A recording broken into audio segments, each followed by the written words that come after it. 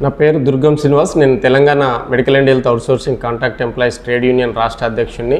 అదేవిధంగా అవుట్సోర్సింగ్ ఉద్యోగుల జేఏసీ రాష్ట్ర ప్రధాన కార్యదర్శిగా పనిచేస్తున్నాను. ఈ రాష్ట్రంలో పనిచేస్తున్నటువంటి 5 లక్షల పైచిలకు అవుట్సోర్సింగ్ ఉద్యోగులను ఈ మధ్యకాలంలో సోషల్ మీడియా తర్వాత ప్రింట్ మీడియా ద్వారా కూడా వైరల్ చేస్తున్నారు. ఏజెన్సీలను రద్దు చేస్తున్నామని చెప్పేసి అది పేపర్లో సోషల్ మీడియాలోనే కాకుండా తక్షణమే ఏజెన్సీలను రద్దు చేయాలి. ఉద్యోగులపై అనేక దోపిడీ, 4 నుంచి 5% agency commission, 18% GST, 1.5% professional tax పేరుతో 25 నుంచి 27% ఒక ఉద్యోగి జీతంపై దోపిడీ జరుగుతుంది. కాబట్టి ఈ దోపిడీని అరికట్టాలని చెప్పేసి మా యూనియన్ ఆధ్వర్యంలో గత 15 సంవత్సరాల నుంచి మేము అనేక రిప్రజెంటేషన్స్ కూడా ఇవ్వడం జరిగింది.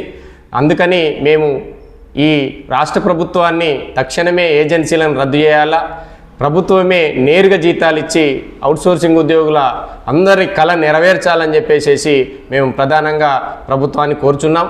ఒకవేళ ఆ ఏజెన్సీలను రద్దు చేసి ప్రభుత్వమే నేరుగా ఇవ్వకపోయినట్టయితే మేము ఉద్యోగులమంతా కూడా మేము కార్యాచరణ ఏర్పాటు చేసి త్వరలోనే ప్రభుత్వంపై ఒత్తిడి తీసుకొస్తామని చెప్పేసి తెలియజేస్తా ఉన్నాం. జై తెలంగాణ, అవుట్సోర్సింగ్ ఉద్యోగుల ఐక్యత వర్ధిల్లాలి.